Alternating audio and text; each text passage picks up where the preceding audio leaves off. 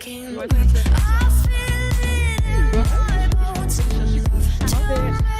c'est ça. Moi, j'habite encore à Ouais, moi aussi, Saint-Pierre, là, je suis en je- train de- Systématique. Check Andréane avec les Lulu. Ouais, c'est cool. Salut! J'ai rendu où, là? Chez eux. Il y a les deux qui sortent. Il y en a un qui marche plus, je voulais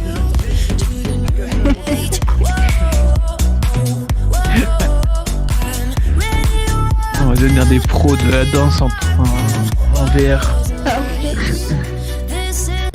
Oh, mais faudrait que je me mette au lavabo. Asseyez-vous. Il y a de la place. Asseyez-vous, madame. OK, bonjour! Ça va bien? Vous pouvez faire des signes de tête, là, même si vous ne voulez pas parler, là. Je vous vois. Bon, donc, j'espère que vous allez vraiment bien et que vous êtes aussi fébrile que moi, en fait, que nous. Je ne suis pas toute seule là-dedans. Donc, voilà. Évidemment, c'est nouveau pour tout le monde, fait que ça se peut qu'on s'adapte là, lentement, pas vite avec tout ça. Voilà. Donc, voilà. Je m'appelle Dominique, je suis chargée de projet pour la stratégie ADN Jeunesse. Et ça me fait vraiment un énorme plaisir de vous voir présent avec nous aujourd'hui. D'abord, on salue aussi tous les jeunes et les moins jeunes qui participent en direct de leur maison, que ce soit avec un casque de réalité virtuelle ou avec l'application sur l'ordinateur. On vous dit aussi un petit coucou à tous les curieux qui nous regardent en live sur Facebook avec notre caméraman au-dessus de nous là-bas. Salut! Donc, rapidement, quelques consignes avant de débuter. Qui dit virtuel dit aussi qu'on peut vous entendre à tout moment. Donc, s'il vous plaît, faites attention à ne pas déranger trop les autres autour de vous.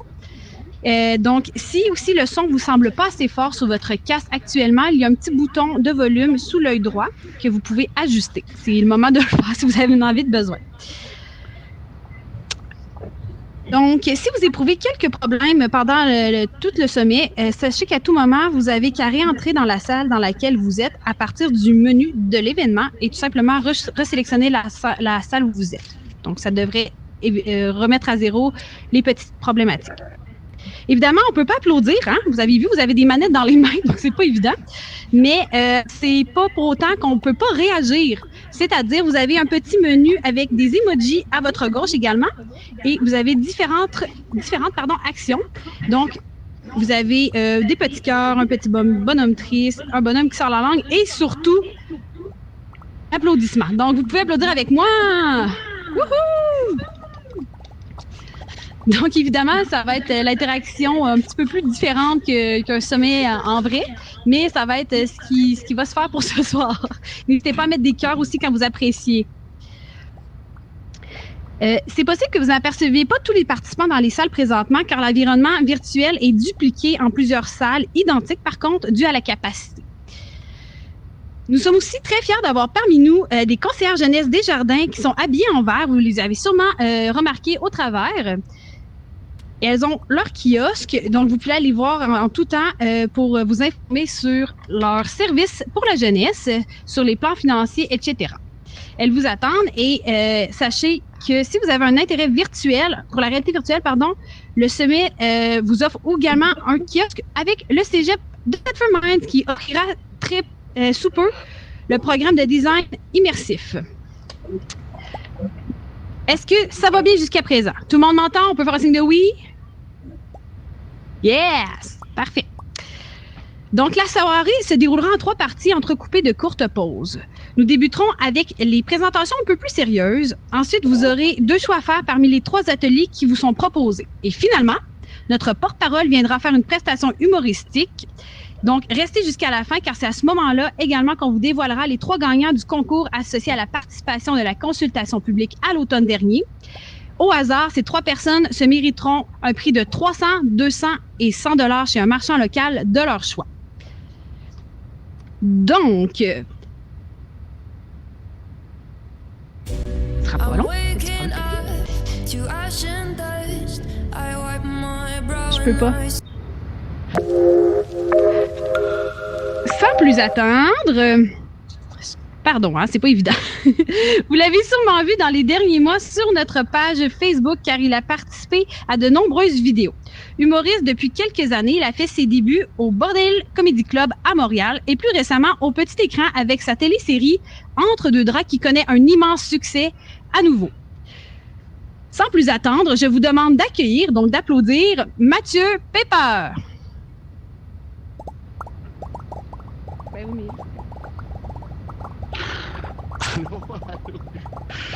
Allô tout le monde, salut, ça va bien? C'est tellement drôle. Est-ce que vous m'entendez? Fait que si vous m'entendez, faites un signe. Merci Mathieu. Vous m'entendez bien? Est-ce que vous m'entendez? Oui, ok, je vois des oui. Parfait, génial. C'est tellement drôle. Donc, s'il se passe quelque chose, faites-moi des signes weird, je vais comprendre qu'il se passe quelque chose parce que je vois juste des, des bonhommes. Je suis très content d'être ici. Je suis très heureux, en fait, d'être associé au mouvement Sommet des Jardins. Je trouve que c'est vraiment quelque chose de le fun. Je trouve que c'est trippant. Évidemment, vous comprendrez que c'était pas ça le plan à la base. Là, c'était pas d'être dans une salle virtuelle. Mais je suis vraiment content que ça se passe comme ça. J'ai un petit... vous êtes beau, hein, Valérie, vous êtes magnifique. C'est magnifique à voir tous ces faux corps. il y a du monde qui ont pris le temps hein, de se mettre des chapeaux et tout ça. C'est vraiment cool. Pour vrai, je suis super content. Je sais qu'on est ensemble dans un événement virtuel. Vous êtes probablement chez vous... en bobette ou quelque chose de même. Parce que c'est ça l'avantage, hein, c'est qu'on peut rester en bobette ou en pyjama et être ensemble. Je suis vraiment impressionné. Pouvez-vous croire qu'on est plus de 100 jeunes ensemble au même endroit? Mais en même temps, on s'est dispersé. C'est des personnes un petit peu partout dans la MRC des Appalaches. J'en reviens pas. C'est vraiment... Je vais en revenir de la technologie, mais pour l'instant, je suis encore flabbergasté. Quand on m'a parlé de la stratégie ADN Jeunesse au début, j'ai tout de suite su que c'était un bon match. Je vous trouvais intelligent, pertinent et stimulant. Sincèrement, je vous trouve aussi chanceux d'avoir une initiative comme celle-là, de savoir qu'on vous écoute, qu'on accorde de l'importance à vos idées, à votre présence, à votre participation dans ce processus-là. Je trouve que c'est vraiment, vraiment le fun, puis je vous considère vraiment chanceux. J'avais pas ça dans mon temps. Fait que je trouve ça, dans mon temps, comme si j'avais 75 ans, mais fait que je trouve ça super le fun. Je pense qu'il y a une chose qui est sûre, c'est que ce soir, on va avoir beaucoup de fun. Ça va être une belle soirée. Parlant de belles surprises, moi, je connais 4 personnes qui auraient aussi quelques bons mots à vous exprimer. Alors, on va les accueillir comme ça. Ça va se faire... vous aurez rien à faire. Là, ça va se faire devant vous, sous vos yeux, dans l'univers virtuel. Alors, s'il vous plaît, accueillez le maire de la municipalité de Kinnears Mills. Je ne sais pas si je l'ai bien dit, évidemment. Kinnears Mills et le préfet de la MRC des Appalaches, M. Paul Vachon. Merci Mathieu. À tous les jeunes de la MRC des Appalaches, bonsoir. Ce soir, vous vivrez à coup sûr une expérience inédite grâce à la technologie. Qui aurait dit qu'au commencement de cette initiative qu'est la stratégie ADN Jeunesse, en janvier 2020, nous allions clore cette première phase de consultation publique avec un sommet en réalité virtuelle? Honnêtement, certainement pas moi. Après plusieurs reports, une évidence est apparue. Il faut absolument souligner la contribution des jeunes dans le développement de la région. Votre rapport est si important. Depuis plusieurs mois, nombreux d'entre vous se sont exprimés sur les enjeux qui vous tiennent à cœur. Nous vous avons entendu. Dans les prochains mois, nous mettrons la main à la pâte afin de réaliser des projets qui vous intéressent, que vous nous avez demandé. Avant de céder la parole, je tiens à remercier les différents partenaires dans ce grand projet. Soulignons la contribution du secrétariat à la jeunesse, du Carrefour Jeunesse Emploi de Frontenac et de Desjardins. Sans eux, nous ne pourrions célébrer la jeunesse ce soir. Au nom de la MRC des Appalaches, nous vous souhaitons un excellent sommet à tous. Merci beaucoup, Paul. Merci. C'est vraiment gentil d'avoir pris le temps de venir nous rendre une petite visite comme ça. J'aurais aimé ça, on dirait, voir Paul dans la réalité virtuelle avec un casque qui vit de ça. J'ai plein d'images qui me font beaucoup rire. Autour de la présidente du conseil d'administration du Carrefour Jeunesse Emploi de Frontenac, Mme Guylaine Dubuc.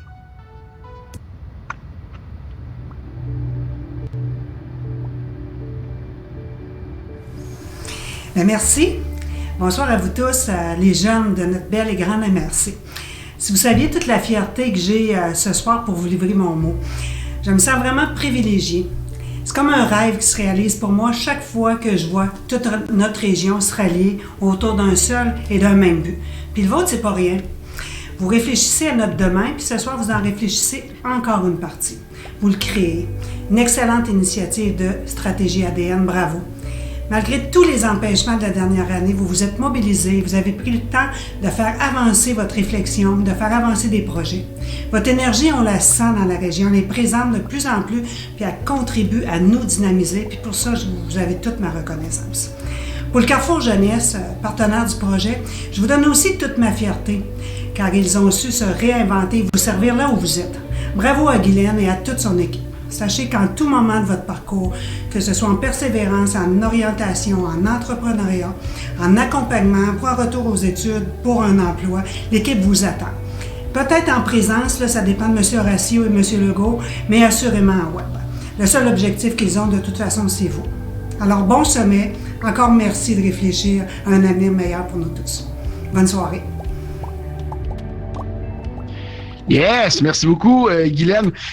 Moi, ça m'excite qu'on soit dans une salle de cinéma en ce moment. Moi, je suis à Montréal. J'ai pas le droit, tant que ça, d'aller au cinéma. On a le droit, mais c'est plate, pas de popcorn. Fait que je trouve ça super cool. Merci, Guylaine, d'être passée. La prochaine à prendre la parole est Madame Dominique Noiseux, directrice générale de la Caisse Desjardins du Carrefour des Lacs. Merci. Premièrement, je tiens à vous dire que malgré les apparences, je suis probablement la plus jeune de cave ici ce soir. Deuxièmement, j'aurais manqué cet événement-là pour rien au monde. On l'attend depuis plusieurs mois, ce fameux sommet-là. Faut dire qu'il a fallu en surmonter des difficultés, des épreuves pour en arriver là où est-ce qu'on est rendu ce soir. Il a fallu faire preuve de résilience, d'adaptation et de détermination. Finalement, toutes des caractéristiques qui sont tout à fait à votre image, vous, la jeunesse. Vous savez, Desjardins est plus que fier d'être un partenaire dans la réalisation de cet événement qui est tout à fait grandiose. Partout où se trouve la jeunesse, Desjardins se donne le devoir de la faire briller. Donc maintenant, ce soir, c'est à votre tour de profiter d'un petit répit. Que ce soit un répit d'études, de tâches ménagères ou simplement pour se changer les idées de cette interminable COVID. Sur ce, bon sommet à vous tous. Yes, merci beaucoup, Dominique. Et un très grand merci à Desjardins, commanditaire principal de cet événement extraordinaire. Et finalement, le dernier, mais non le moindre, le député de la circonscription provinciale de Beauce-Sud et adjoint parlementaire du premier ministre pour la jeunesse, M. Samuel Poulain.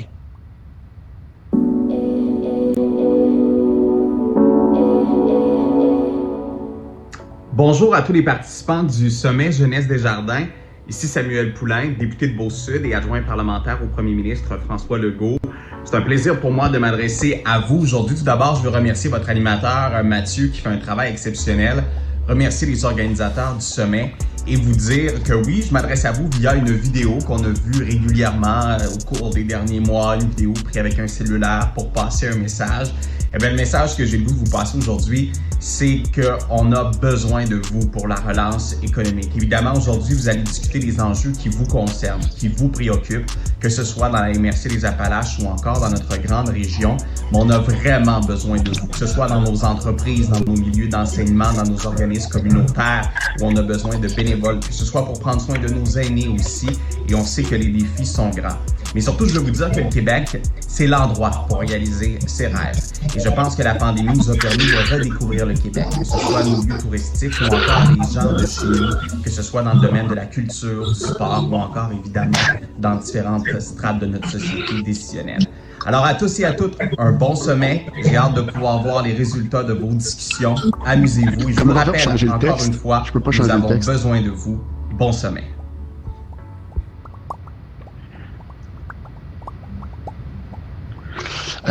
Merci beaucoup, Samuel. Merci. J'ai jamais ça que. Je pense que c'était le plus jeune, mais c'est le seul qui n'a pas eu.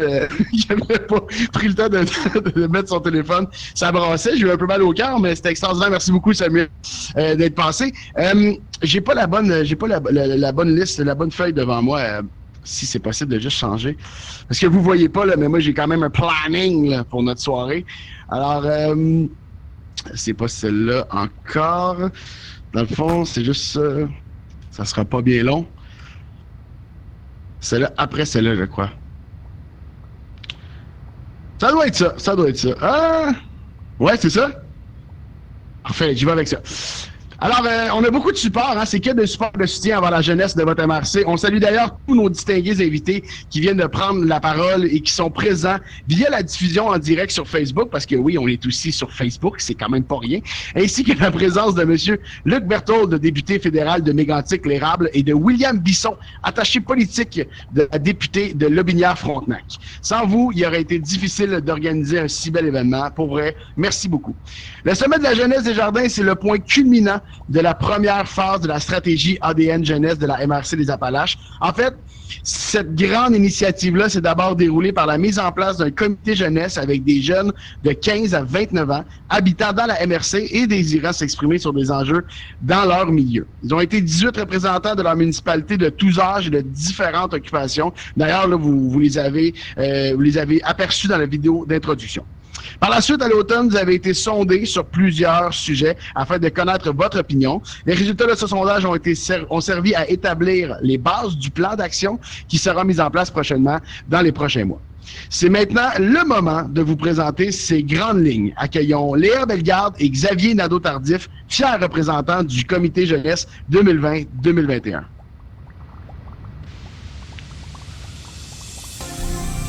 Bonsoir à tous! C'est un grand honneur pour moi ce soir de parler au nom du comité jeunesse et également au nom de tous les jeunes qui se sont exprimés dans les derniers mois. Merci à vous, les plus vieux, mais aussi les plus sages, de nous avoir laissé cette tribune pour émettre notre opinion. Chose certaine, nombreux d'entre nous ont apprécié l'expérience et désirent que ce type d'exercice soit plus récurrent dans le futur. Nous avons senti une ouverture de votre part et l'importance que vous nous avez accordée doit perdurer. Pour rajeunir la région, mais aussi toutes les organisations. Il suffit de nous considérer et de nous laisser une chance de faire nos traces. C'est grâce à nous, les jeunes, qui avons voté en grand nombre à l'automne dernier sur les enjeux de notre région, que se sont distingués les différents axes qui seront couverts par les actions à venir. La santé, l'éducation, la citoyenneté, l'entrepreneuriat et l'emploi seront la base des projets qui seront considérés. Ce plan inclusif d'action par et pour la jeunesse s'étendra à l'ensemble de la région.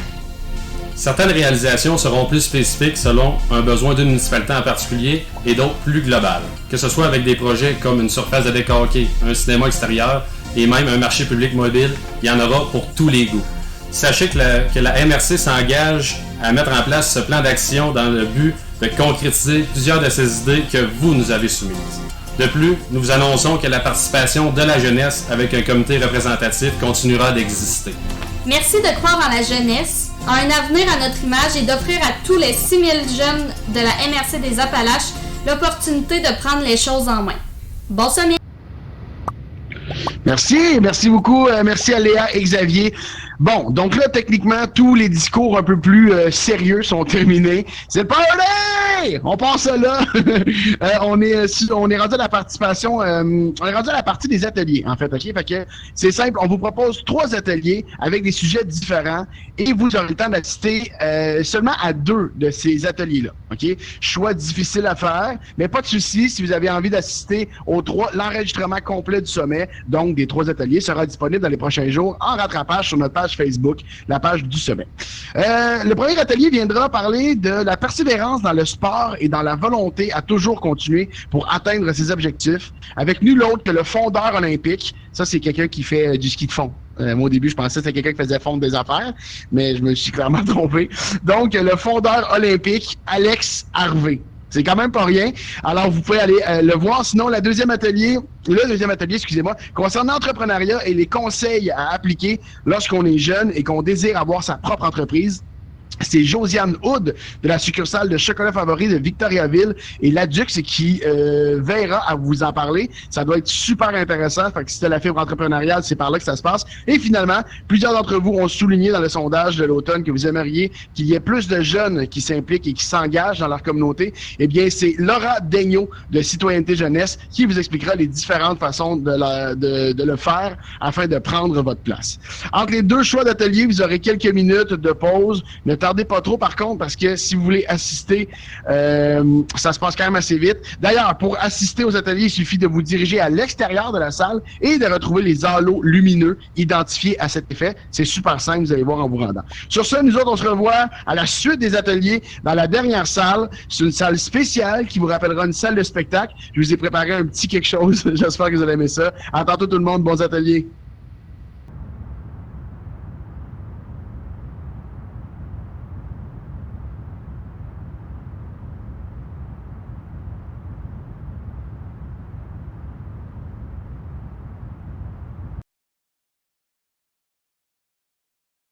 Bon, ben écoutez, bonsoir tout le monde. Ça me fait vraiment grand plaisir d'être ici ce soir avec vous. Je suis un peu jaloux, honnêtement, là, de l'expérience que vous vivez en ce moment. Moi, ça me fascine, cet environnement virtuel-là. C'est vraiment spécial. Je ne sais pas s'il y en a d'entre vous qui avaient vécu ça avant ce soir, mais c'est vraiment trippant, vraiment cool. Juste avant que je commence la présentation, j'ai envie de partir un petit vidéo qui va peut-être vous mettre en contexte. Okay, donc, je vais partir ça, puis ensuite, je vais m'adresser à vous. Moi, j'ai fait unmute all, fait que je pensais que ça unmutait all tout le monde. OK. Le problème, c'est quand tu trouves des ennemis comme Alex, là, il faut faire vraiment beaucoup d'attention. If you have him on your back, you know you're in trouble. I started to like him even before I met him.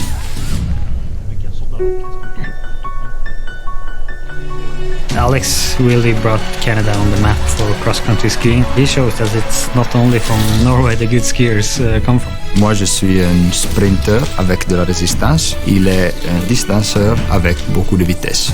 He's a nice guy in person, but also in the field. He's a fair skier. He always brings his A game when he's in a championship. That's like the biggest quality he has as a skier, I think. La constance, c'est vraiment une qualité de Alex. Il est toujours là chez les premiers. Si la course est vite, jusqu'à la ligne, il faut pousser, car sinon, il peut arriver à la fin, tac, et arriver devant. He's very outgoing. He's always asking other skiers how did the race go. He's just being friendly everywhere he goes. That's a really good quality. S'il y a quelqu'un, un exemple, le fait bien avec le sourire, avec la passion, avec le résultat aussi, alors tu as un point de référence vraiment important. Au Québec, il avait aussi gagné. We were in the final and it was only the last 100 meters to go. C'est là où il a été vraiment superbe. I came in first and he was behind me and he got out on the side, passed me and won the race. C'est la poussée la plus forte. At that time I was a little bit mad at him for 3 minutes maybe, but if I want to see someone win, Alex is a good guy to win.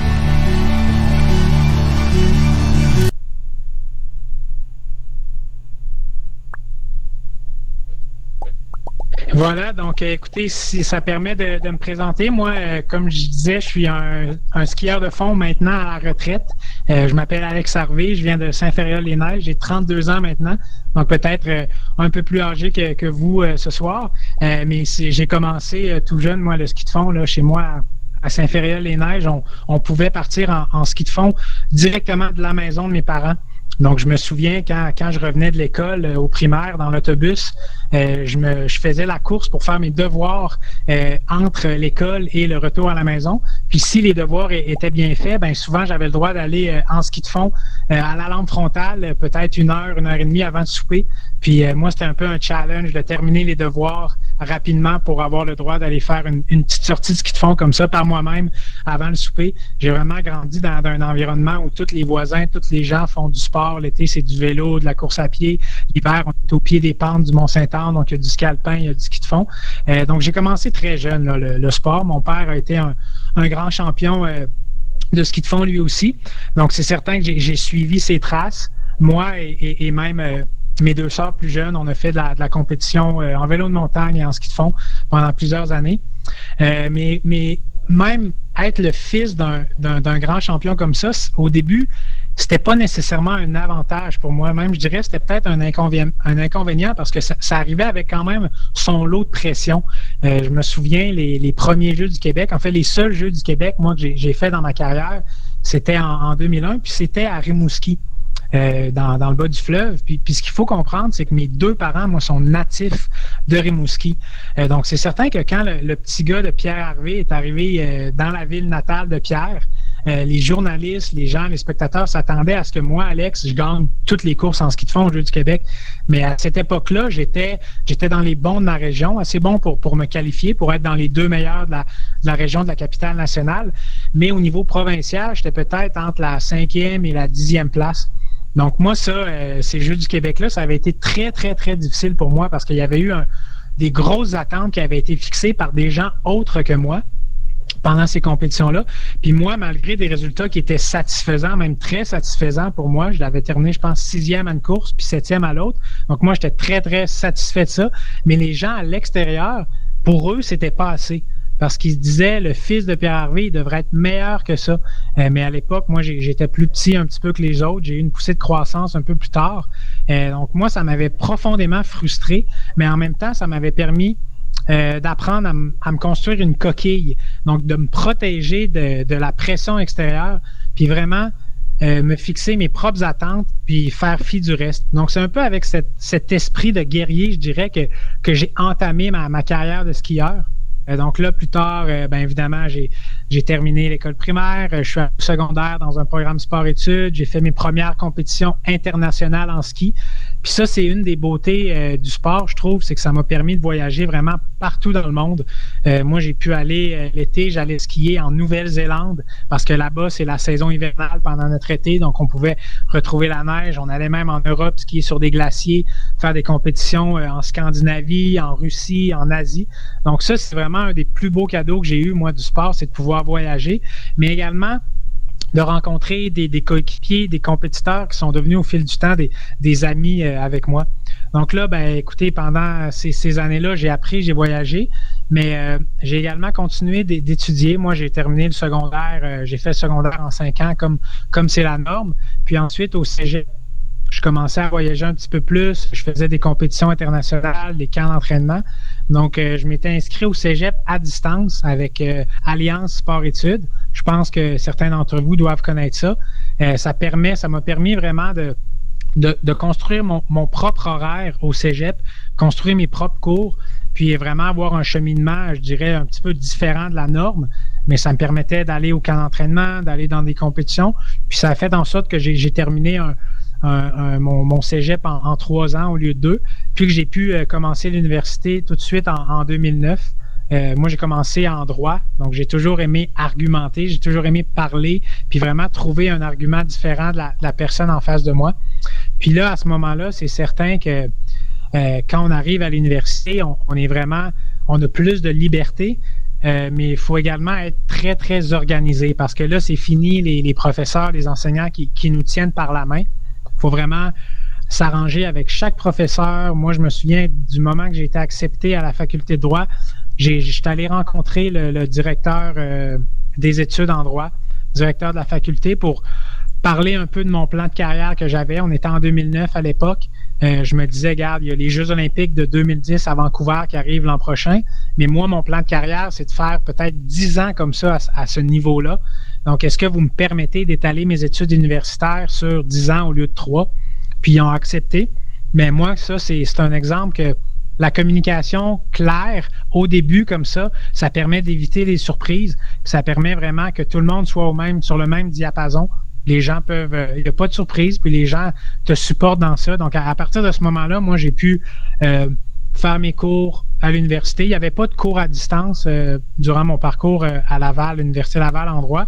Donc, ce que je faisais, à la session d'automne, je me mettais ami avec 1 ou 2 personnes dans la classe, puis je pouvais assister aux cours en personne, physiquement, comme tout le monde normal, finalement, jusqu'à la semaine de relâche, jusqu'au mois d'octobre environ. Puis, entre-temps, avec les amis que je m'étais fait, je pouvais préparer la 2e portion de la session automne. Puis cette portion-là, moi, j'étais en Europe du début jusqu'à la fin. Donc, je partais au début, au 1er novembre, pour revenir à la fin du mois de mars au Canada. Donc, moi, c'était Noël sur la route. Ça veut dire que l'examen final de la session automne, moi, je le faisais à l'Université de Zurich en Suisse. Puis, il y avait quelqu'un de ma classe qui pouvait me partager ses notes de cours parce que, comme j'ai dit, c'était pas un cours à distance, là. C'était vraiment un cours adapté en présentiel. Mais j'avais des amis qui pouvaient me partager les notes de cours. Donc, ça m'a permis d'avancer, de continuer à faire mes études à temps partiel pendant ma carrière. Puis si je compare avec beaucoup de mes coéquipiers, puis même de mes compétiteurs, j'étais pas mal le seul qui faisait ça, qui continuait d'étudier pendant la carrière. Puis moi, je trouvais que ça me permettait, bien évidemment, d'assurer un après-carrière pour la retraite, mais même pendant ma carrière de skieur, je trouvais que ça me permettait des fois de me changer les idées. Parce que c'est bien beau faire les entraînements, les compétitions. Oui, il y a des bons résultats, mais souvent, il y a des résultats un petit peu plus difficiles, des résultats décevants. On peut avoir même une blessure ou des choses comme ça. Puis d'avoir quelque chose d'autre dans ma vie que le sport, ça me permettait de rester plus équilibré, de garder les deux pieds sur terre, puis de trouver de la joie dans quelque chose d'autre que le sport. Donc, quand les examens, ça allait bien, quand j'apprenais des nouvelles choses, moi, ça me motivait. Donc, moi, j'ai vraiment l'impression que de rester, de garder un contact avec les études, ça m'a permis d'être un meilleur athlète pendant ma carrière. Puis là, justement, cette carrière-là, bien, comme je disais au début, ça avait été plus difficile, là. Les Jeux du Québec à Rimouski, des grosses déceptions, mais j'ai eu une poussée de croissance un petit peu plus tard. Puis là, mes dernières années, chez les juniors, c'est là où j'ai vraiment commencé à avoir des bons résultats.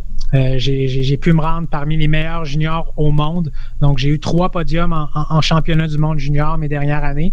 Puis là, après, est arrivé les premières années chez les seniors. Et des fois, cette transition-là est un peu difficile, mais moi, j'étais tellement bien entouré. J'avais un de mes coéquipiers en particulier sur l'équipe qui s'appelle Devin Kershaw. Il a 5 ans de plus que moi.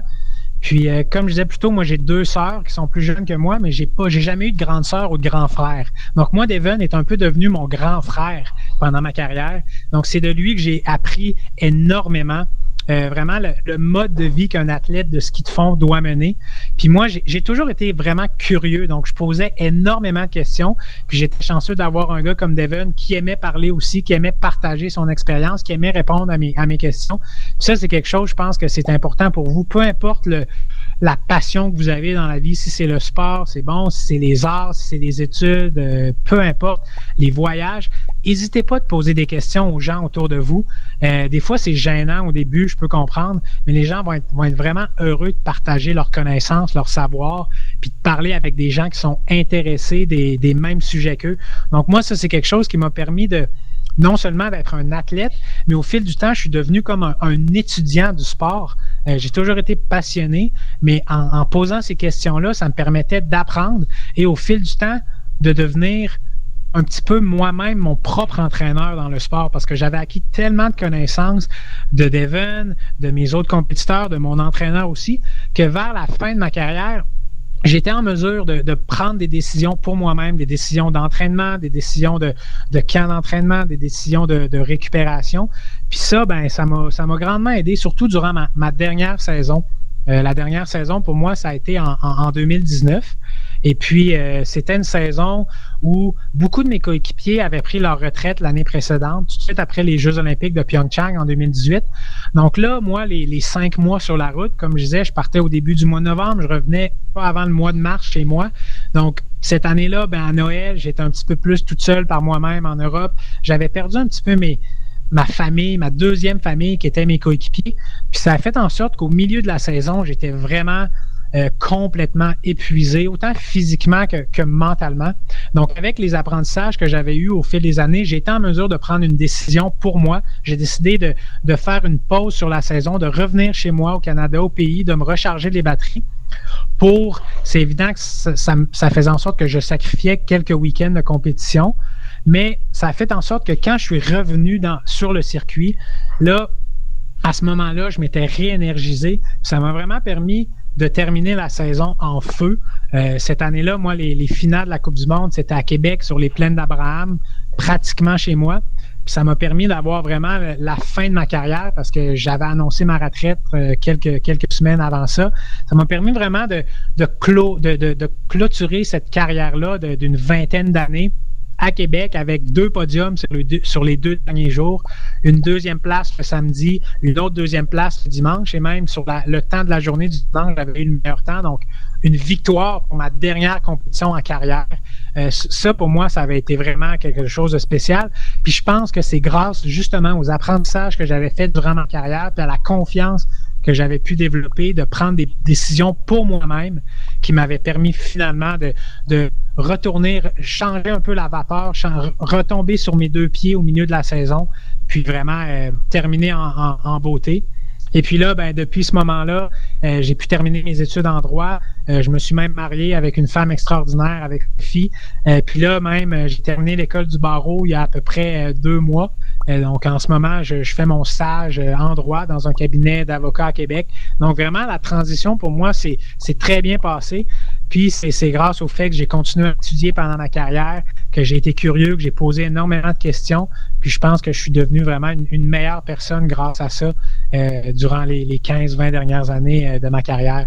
Donc, moi, je vous invite là vraiment à essayer de tirer des leçons de ça, puis d'appliquer ça dans les aspects de la vie qui vous intéressent à vous. Si c'est le sport, tant mieux, mais il y a d'autres choses dans la vie que le sport. Il y a la musique, il y a les arts, il y a plein d'autres choses, il y a les études.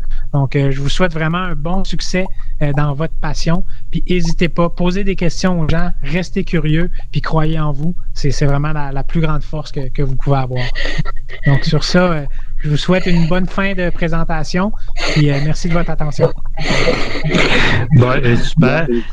J'inviterai les gens à applaudir avec vos petits émoticônes. Merci beaucoup, Alex. C'est fort apprécié. Peut-être on a le temps de prendre peut-être 2 petites questions parce qu'on doit, les gens doivent acheminer vers la prochaine activité. Ce que je vais faire, c'est que, donnez-moi un petit instant, je vais vous donner l'autorisation. Vous allez voir apparaître une petite main en bas dans votre menu.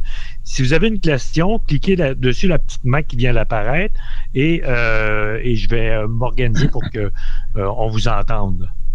On a une première question qui vient de Jordan. Ça ne sera pas très long. Jordan, tu vas devoir accepter le fait que je te mets en première.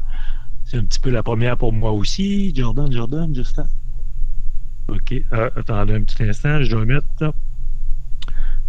Je dois démuter. Là, je vais entendre tout le monde. Donc, je vais demander un silence. Et je vais y arriver. OK, c'est par Jordan, OK. Et est-ce que Jordan est là? Jordan? Oh, on voit une main levée. On voit une main levée, OK. Je ne sais pas si c'est toi, Jordan. Oui. Est-ce que tu peux poser ta question? Oui, m'entendez-vous? Oui, moi je t'entends, Jordan. Oui. Allez, Alex, félicitations pour ta belle carrière. Moi, je voudrais savoir, est-ce qu'il y avait un autre sport que tu excellais et que tu as dû choisir entre le ski de fond et peut-être ton autre sport ou c'était all-in dans le ski de fond? Non, c'est une très bonne question. Quand j'étais plus jeune, je faisais de la compétition en ski de fond l'hiver puis l'été en vélo de montagne. Donc, j'avais même pu aller me qualifier pour le championnat du monde junior en vélo de montagne mes 2 années juniors. Donc, j'étais allé en Italie et en Nouvelle-Zélande pour ça. Donc, c'est certain que vers l'âge de 17 ans, il a fallu que je prenne un choix pour essayer d'atteindre mon plein potentiel dans un de ces 2 sports-là. Puis ce choix-là s'est arrêté sur le ski de fond. J'avais l'impression de progresser plus en ski de fond qu'en vélo. Donc c'est pour ça que j'ai fait ce choix-là. Mais en même temps, j'ai continué à faire du vélo pour mon entraînement en ski de fond. Puis encore aujourd'hui, là, j'en fais l'été pour le plaisir. Donc, mais oui, il a fallu que je choisisse un peu pour me spécialiser. Mais ça n'a pas été avant l'âge de 17 ans. Là. Parfait. J'aurais une seconde question de Jérémy D. J'imagine que c'est Jérémy Détouche. Est-ce que je me trompe? Félicitations encore, monsieur Alex, pour votre parcours qui est vraiment exceptionnel. Je voudrais savoir si vous aviez une phrase fétiche à donner aux jeunes qui sont en ce moment dans du sport-études et qui, avec la Covid, se disent mais ma carrière elle est finie. Ça serait quoi votre phrase fétiche à leur donner? Ça serait quoi votre plus beau conseil? Oui, honnêtement, je pense beaucoup à vous, les jeunes qui sont dans des sports-études puis qui ont vu la dernière année où pratiquement toutes vos activités, vos compétitions ont été annulées. Moi, je sais à quel point ces compétitions-là me motivaient dans l'entraînement. Mais moi, la chose à laquelle j'ai pensé, en pensant à vous là, dans la dernière année, c'est que cette année-là, puis même qu'est-ce qui va suivre, on ne le sait pas, c'est une opportunité des fois parce qu'il n'y a plus d'entraînement d'équipe nécessairement, il n'y a plus de tournois, plus de compétition, surtout pour les sports d'équipe. Mais dans un sport d'équipe, souvent, on fait les entraînements, si on est 15 dans l'équipe, les 15 ensemble, puis tout le monde travaille sur un objectif commun, c'est normal, c'est ça qui se passe dans une équipe. Mais cette pause-là d'entraînement d'équipe permet aux gens de travailler sur leurs faiblesses personnelles à eux, puis ça fait en sorte que quand éventuellement les sports collectifs vont pouvoir recommencer, je pense que vous allez être en mesure d'arriver puis d'amener une version améliorée de vous-même à votre équipe. Donc, vous allez être capable de contribuer encore plus que vous le faisiez par le passé à votre équipe. Puis si tout le monde dans votre équipe fait ça, ben là, vous allez devenir imbattable comme équipe. Donc moi, mais c'est certain, écoutez, je comprends, c'est énorme les sacrifices qui ont dû être faits dans la dernière année. Mais on sait, on le fait pour le bien public, puis en même temps, c'est ça. Il y a moyen quand même de travailler sur nous-mêmes, puis quand ça va être le temps de revenir ensemble, on va être capable de contribuer encore plus à notre équipe. Parfait. On n'a plus de temps pour les questions parce qu'on doit acheminer vers la salle. On vous remercie beaucoup, Alex. Ça a été vraiment génial. En plus, je sais que c'est pas évident de donner une conférence en virtuel, surtout qu'on est 50 personnes qui vivent l'expérience pour la première fois. Mais je pense qu'il y a eu une belle réceptivité. Puis on a une belle collaboration. Fait que je remercie tout le monde. Pour la suite, pour l'atelier suivant, derrière le gradin, il y a 2 téléporteurs. Vous avez le choix des 2 autres ateliers. Donc, il suffit d'aller se glisser dans ces téléporteurs-là et votre prochain conférencier va vous attendre. Merci. Merci, bravo. Merci beaucoup. Merci, Alex. Merci, bye-bye. Salut.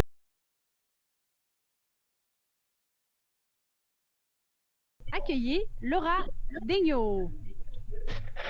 Bonjour! Je suis contente de vous rencontrer aujourd'hui. C'est une expérience super spéciale pour tout le monde ici, je crois. Vous pouvez réagir là si vous voulez pendant la formation avec les émoticônes. Là, ça va m'aider à comprendre que vous êtes là et que ça vous intéresse un peu ce que je vous dis. Donc, on peut commencer la conférence. Dans le fond, je voulais commencer par vous parler un peu de moi puis de pourquoi est-ce que je suis ici en ce moment. Donc, ça fonctionne ici. Oui. OK. Donc, moi, dans le fond, j'ai beaucoup travaillé au sein d'organisations étudiantes dans ma vie. J'ai commencé mon implication au secondaire quand j'avais à peu près 13-15 ans. Je travaillais dans Amnesty International. Je m'investissais aussi dans des groupes environnementaux et j'ai continué en fait au cégep en m'investissant dans des associations étudiantes.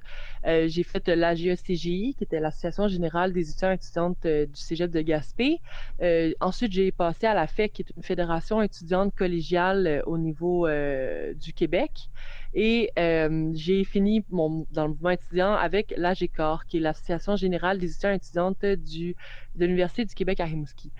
Comme Dominique l'a dit tout à l'heure, j'ai fait mon bac en géographie et je travaille maintenant pour la citoyenneté. L'Organisation de la citoyenneté jeunesse, qui est une organisation par et pour les jeunes. Je m'investis aussi dans le comité de mobilisation logement à Rimouski et je travaille pour le CSUCOR, qui est un syndicat des étudiants et étudiantes à l'UQOR salarié. Donc, ça, c'est pour moi.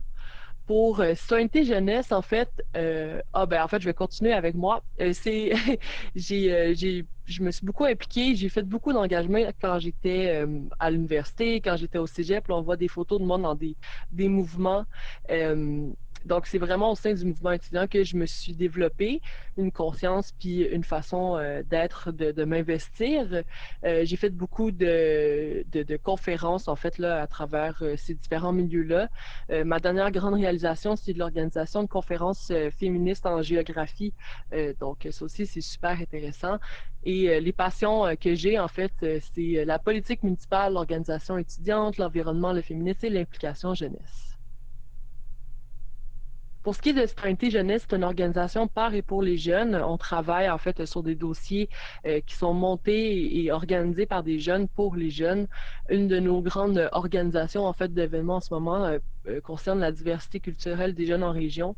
Donc c'est pour ça qu'on est là ici aujourd'hui. On s'intéresse beaucoup à la participation citoyenne et surtout à la participation jeune.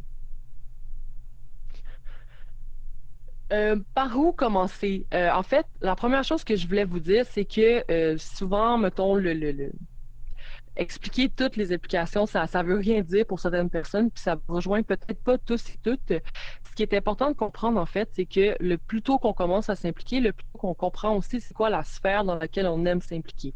Donc, par exemple, s'impliquer dans des milieux plus environnementalistes ou s'impliquer dans des milieux plus féministes ou politiques, bien, ça va être vraiment des milieux qui vont être différents, mais qui vont être tout aussi intéressants.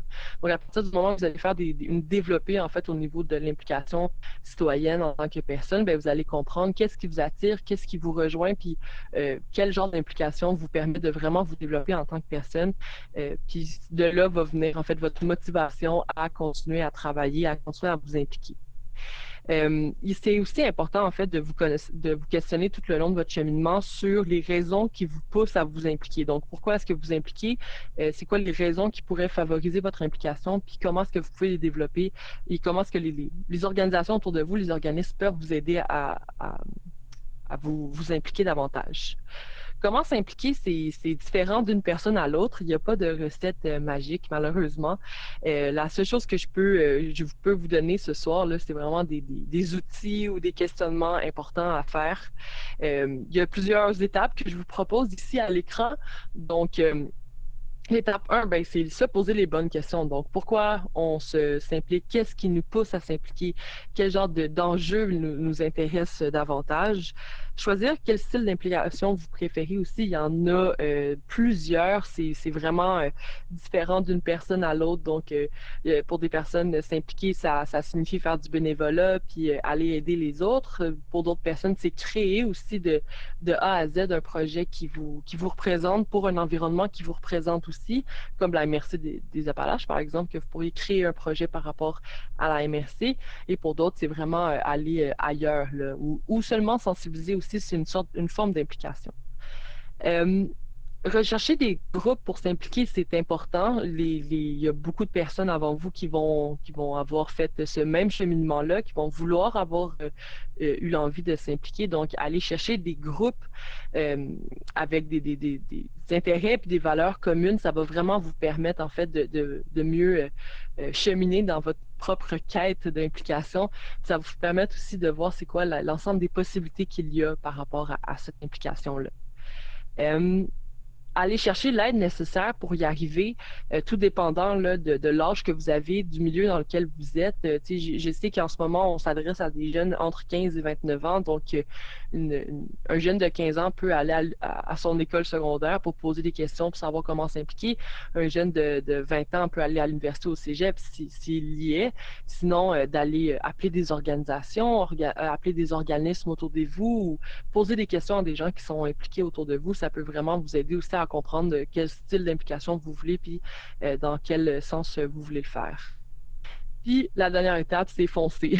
C'est la plus difficile souvent. C'est souvent celle où est-ce qu'on hésite le plus, qu'on pense qu'on n'est pas assez compétent ou compétente pour le faire.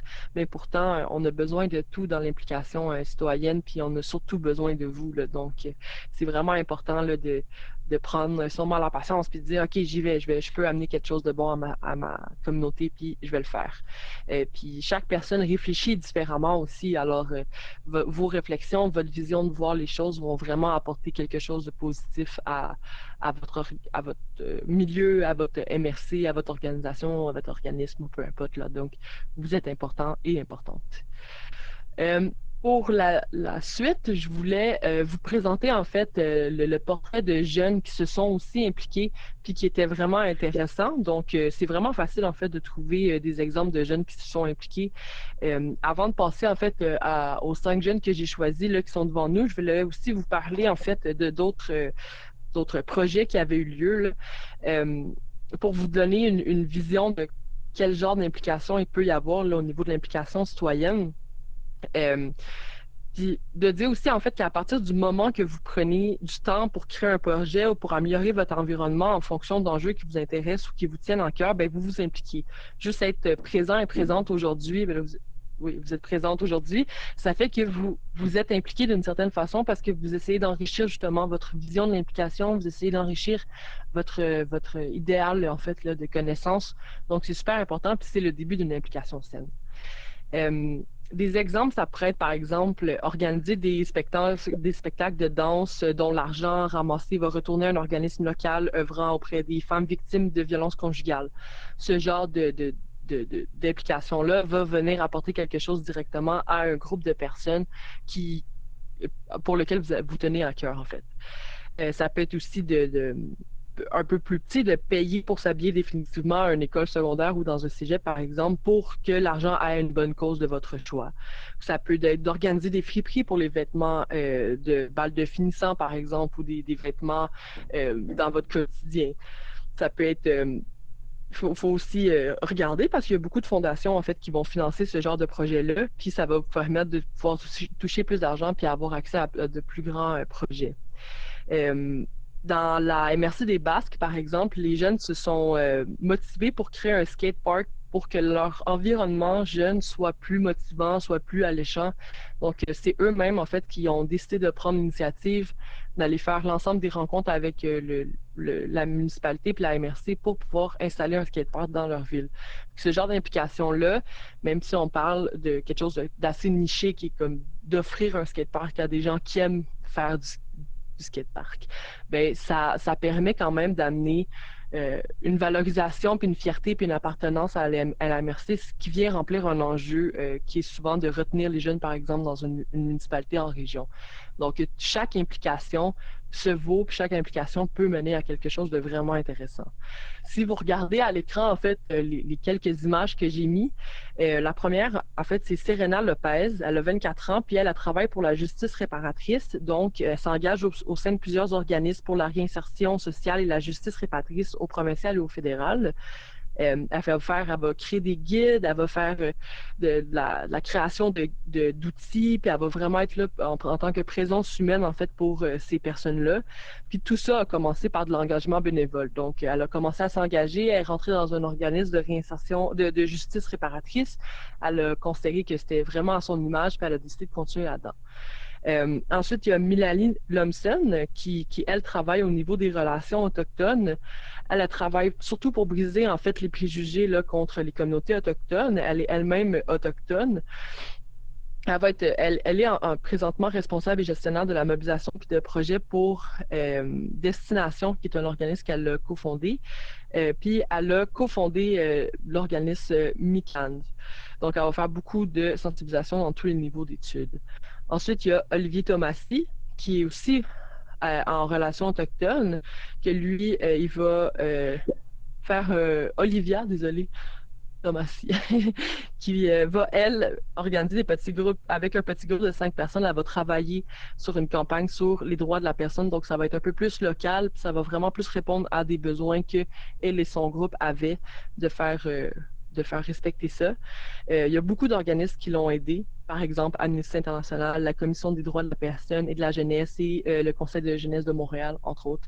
Donc, elle va vraiment, elle va pas créer quelque chose de nouveau, elle va pas créer une organisation en tant que telle, mais elle va travailler pour ce même genre d'enjeu-là d'une façon différente, qui est quand même une certaine forme d'implication citoyenne.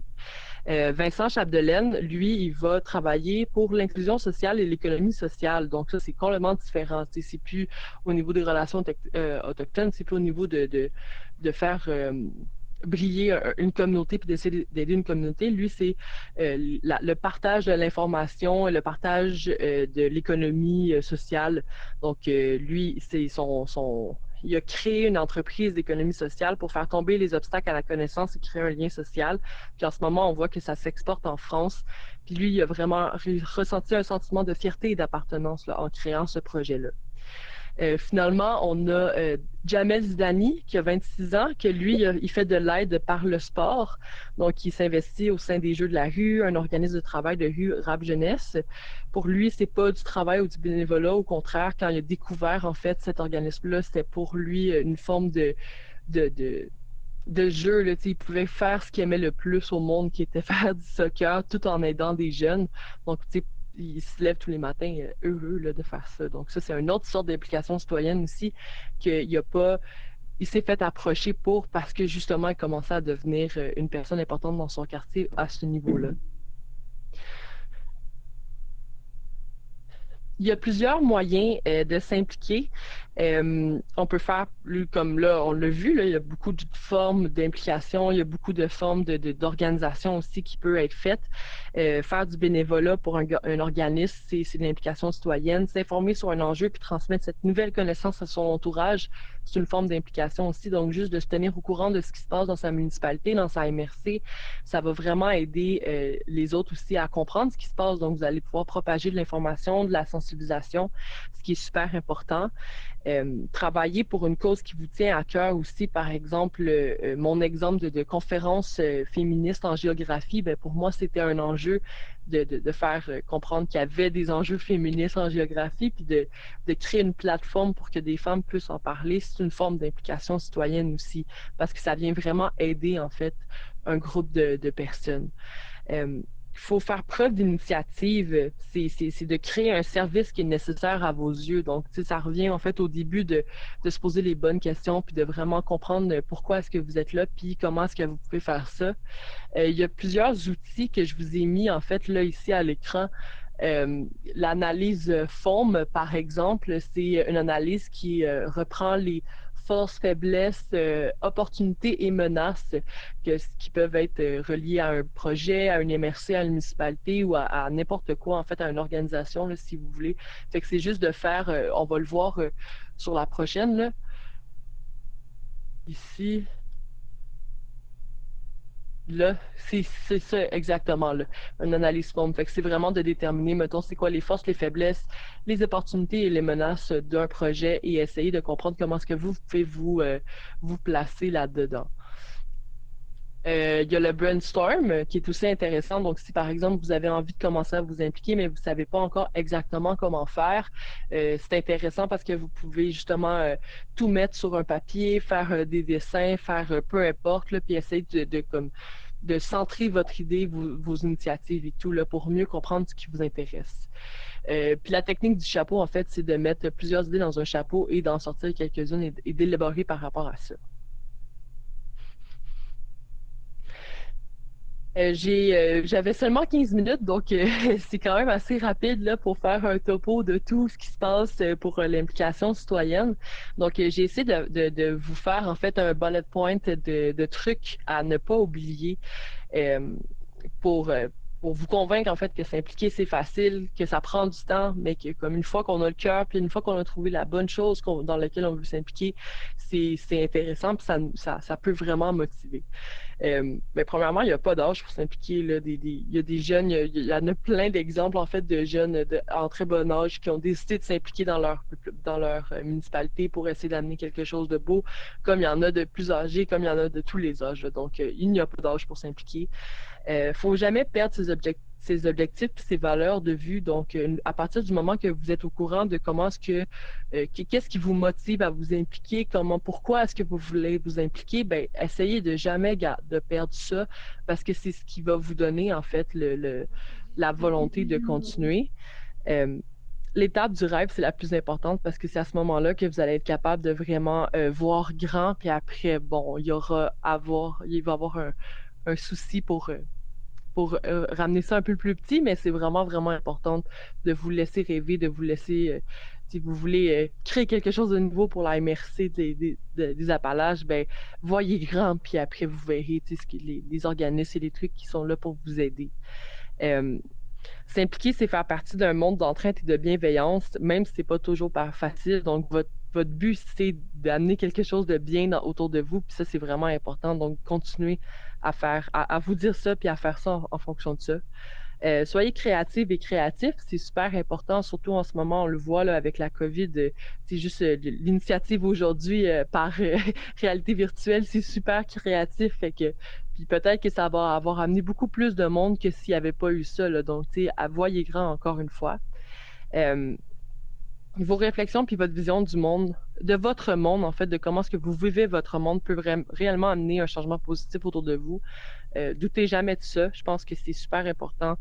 Chaque personne, comme je disais, réfléchit différemment et ont donc une vision différente de ce qui l'entoure. Donc, votre place est importante au sein de votre citoyen, en tant que citoyen, citoyenne. ne pensez jamais que ça en vaut pas la peine. Vous n'êtes probablement pas les premières personnes à penser à ce genre d'initiative-là, mais vous êtes peut-être les premières à faire des efforts pour. Donc, toute initiative en vaut la peine, toute organisation en vaut la peine. Donc voilà, ne vous laissez jamais mettre de côté, essayer tout le temps de pousser plus loin. Et finalement, oser, c'est la chose la plus importante. Souvent, on reste beaucoup dans le « Ah, ce serait cool qu'il y ait telle chose dans ma municipalité » ou « Ce serait cool que la sensibilisation sur, par exemple, les violences à caractère sexuel soit plus présente. » Mais comment est-ce que je peux faire, moi, en tant que personne, pour que ça le soit plus? Comment est-ce que je peux améliorer mon entourage? Donc, c'est vraiment important là, que vous osiez et que vous soyez en mesure de faire ça. Donc, ça faisait pas mal le tour pour ma présentation.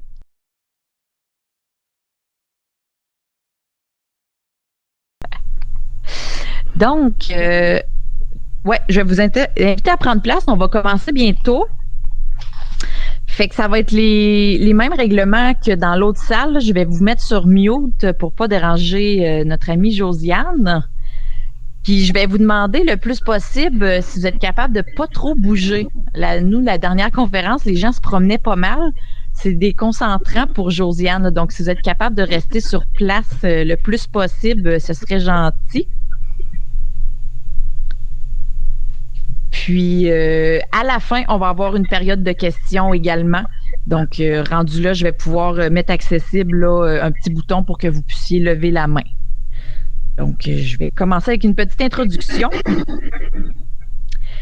Alors, spécialisée en communication et en marketing, Josiane est responsable du développement des affaires et du rayonnement de l'entreprise leader en référencement et de publicité numérique qui se nomme Adox. Comme si c'était pas assez, Josiane est également copropriétaire d'une franchise de chocolat favori à Victoriaville.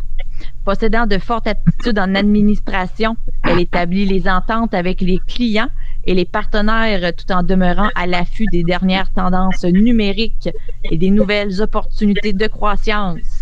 Accueillez Josiane Hood.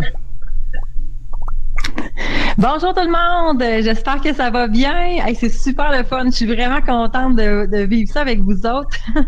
C'est super drôle de vous voir, tous des petits looks différents, mais en même temps, il y en a des vraiment drôles. Écoutez, je suis très contente d'être avec vous aujourd'hui pour vous parler un petit peu d'entrepreneuriat, de projets. Comme dans le fond, on m'a présenté, en fait, moi, je suis une fille de 39 ans. J'ai 2 enfants. J'en ai une grande fille de 13 ans, un petit garçon de 10 ans. Et à travers les années, j'ai décidé de démarrer mon entreprise. En fait, 2 entreprises au fil du temps. Et je vais vous en parler un petit peu plus tard, tout à l'heure. Mais avant tout, ce que j'aimerais vous dire, c'est que moi, je suis une grande passionnée. Dans la vie en général, j'aime ça découvrir plein de choses, j'aime ça m'impliquer aussi dans plein de choses, puis je suis quelqu'un qui est à 100% dans mes projets. Fait que j'en ai beaucoup. Je suis quelqu'un qui est pas grand. Puis aujourd'hui, ce que j'aimerais un petit peu, c'est que vous puissiez peut-être penser à vous, à vos projets à vous, puis de vous dire, comme un peu le titre de la conférence, et si vous aviez carte blanche, si je vous disais aujourd'hui, là, vous pouvez faire ce que vous voulez, le rêve le plus fou que vous avez, l'idée que vous gardez en secret, puis vous dites, oh mon Dieu, ça n'a pas de bon sens, que je pense que je vais arriver là un jour. Ben moi, j'ai envie de vous dire aujourd'hui que même vos rêves les plus fous, si vous êtes capable de les rêver, vous êtes capable de les réaliser. Donc, je vais vous parler un petit peu de mon parcours. Moi, j'ai étudié à l'Université de Laval en communication marketing à la base. J'ai un profil un petit peu atypique, c'est-à-dire que j'ai étudié en communication. Ensuite, j'ai fait des cours en langue, des cours en ressources humaines. Moi, je suis une fille qui a beaucoup d'idées. J'ai terminé mon université pour aller faire maintenant des cours en finance. Donc, tous les cours d'autorité des marchés financiers. Moi, je trouvais ça intéressant de comprendre tout comment ça marche, ces affaires-là. Mais sans trop savoir où ça me mènerait plus tard. Alors, ce que j'ai fait, en fait, comme tout le monde, j'ai commencé à me trouver un premier emploi qui a été, dans le transport. Je parlais en anglais, puis j'ai appris le transport, mais j'ai approfondi mes connaissances en anglais. Après ça, j'ai eu un emploi en finance. J'ai vraiment aimé ça. Ça a été super le fun, formateur, très intéressant. Après ça, j'ai réussi à avoir un emploi on va dire au gouvernement en communication, qui était mon domaine d'études. Encore une fois, très intéressant. J'ai fait 8 ans dans un cégep comme responsable des communications pour ensuite me retrouver sur un comité de direction dans un hôpital, dans le fond, un CIS qui regroupait hôpital, centre d'hébergement, CLSC, tout ça. Donc, des beaux postes intéressants. Puis à chaque fois que j'ai fait un move ou que j'ai pris un nouveau poste, une nouvelle décision, bien, j'ai énormément appris et j'ai toujours aimé ce que je faisais. Moi, étant une fille qui a beaucoup d'intérêt, beaucoup de projets, j'ai pas peur de travailler, j'ai pas peur de me retrousser les manches puis de dire, OK, je veux m'en aller à droite, puis je m'en irai pas à gauche, je vais vraiment m'en aller à droite. Fait que je vais faire ce qu'il faut pour y aller. Fait que moi, ce que j'ai envie de partager un petit peu avec vous autres, c'est comment on fait, en fait, pour se rendre là-bas. Mais premièrement, ça vous parle d'une passion. Je pense que l'important, c'est qu'on trouve quelque chose qui nous stimule. Si vous, c'est le théâtre, si c'est la cuisine, la musique, l'entrepreneuriat, il y en a-tu qui sont intéressés par l'entrepreneuriat? Êtes-vous capable de me faire un petit pouce comme ça, juste que je sache un peu combien il y a de gens qui ont d'intérêt? Oh, quand même, vous êtes plusieurs.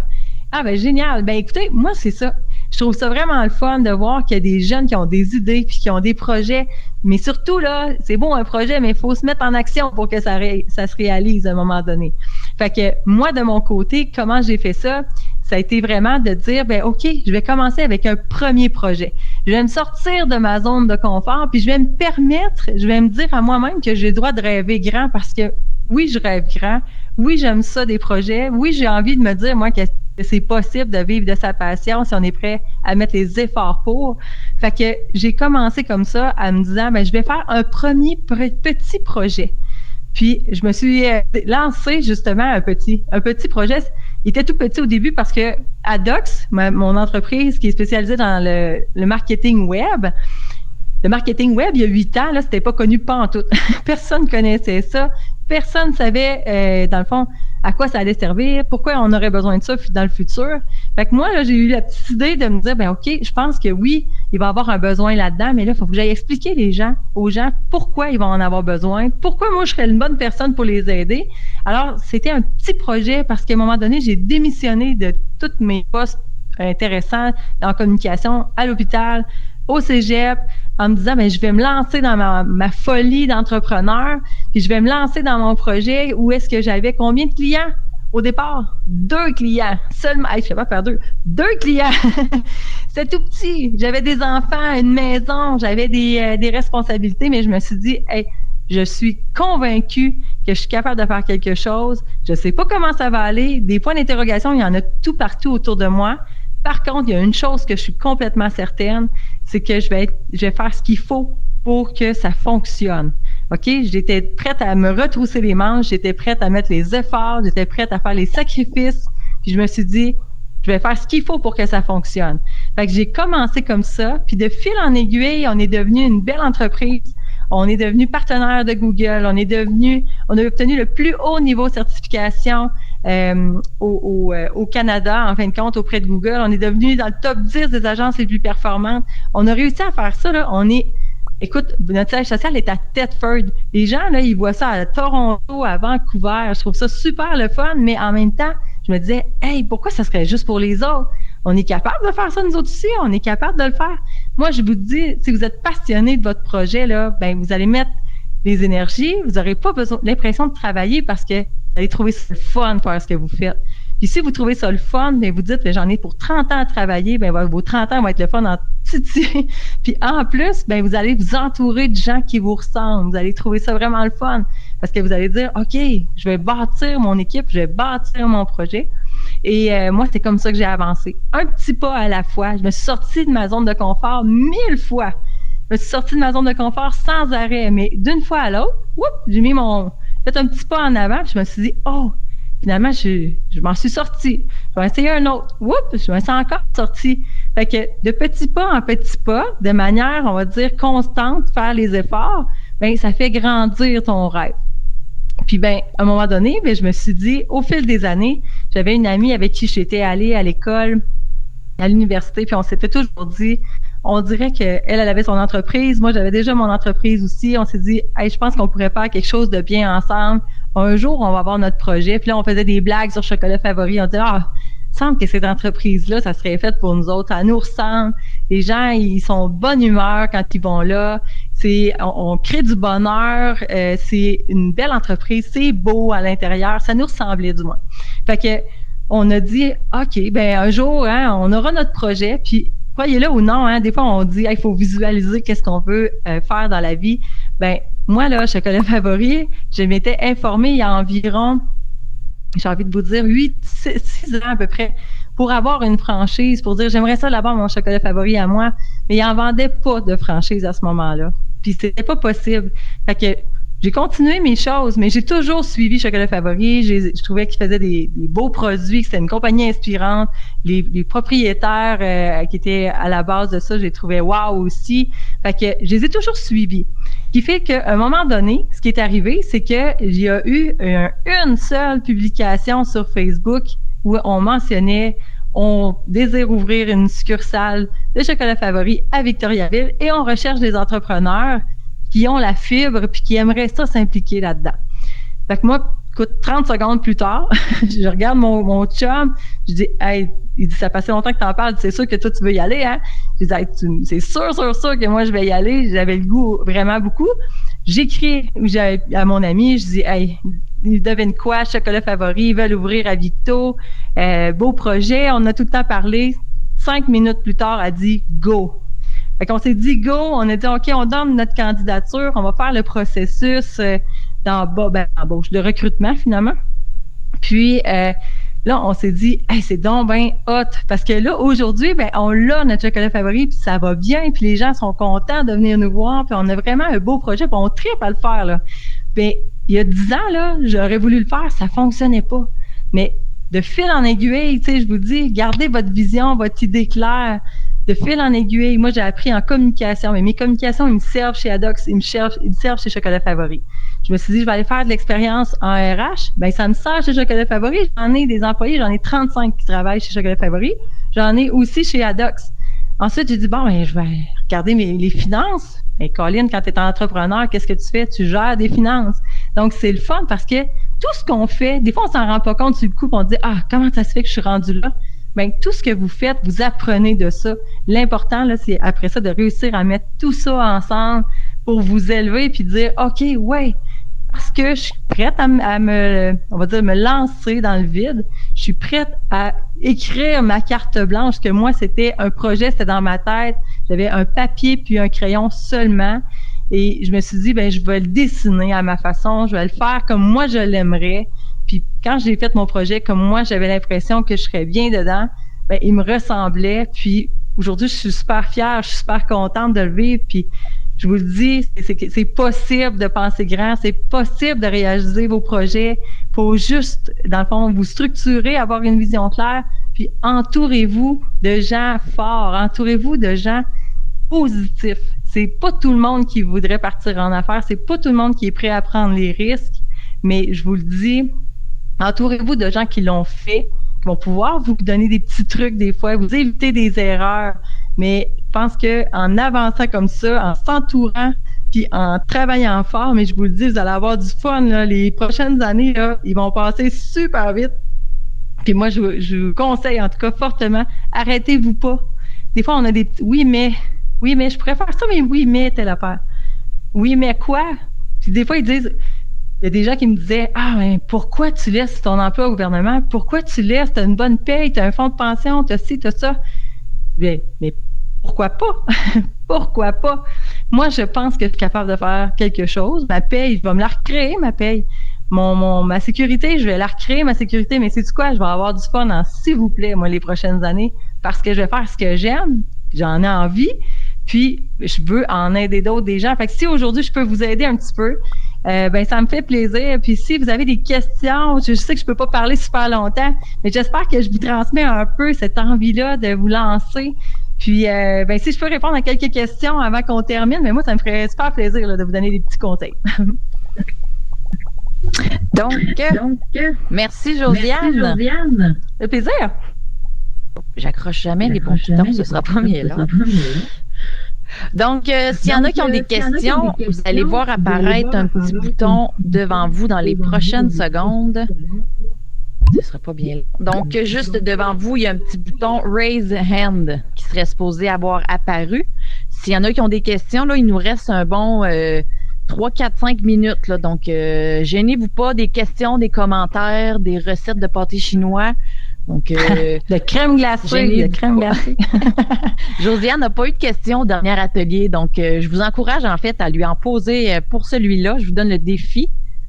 Ben oui, on en a une de gênez-vous pas. Jérémy Destouches a une question ici. Fait que Jérémy, je vais te donner le droit de parole. Tu peux y aller, on t'entend maintenant. Salut Josiane. Salut tout le monde. Jérémy. J'espère que vous allez bien. Josiane, franchement, chapeau parce que moi je t'ai connu au cégep. Bravo vraiment pour ton parcours, c'est waouh.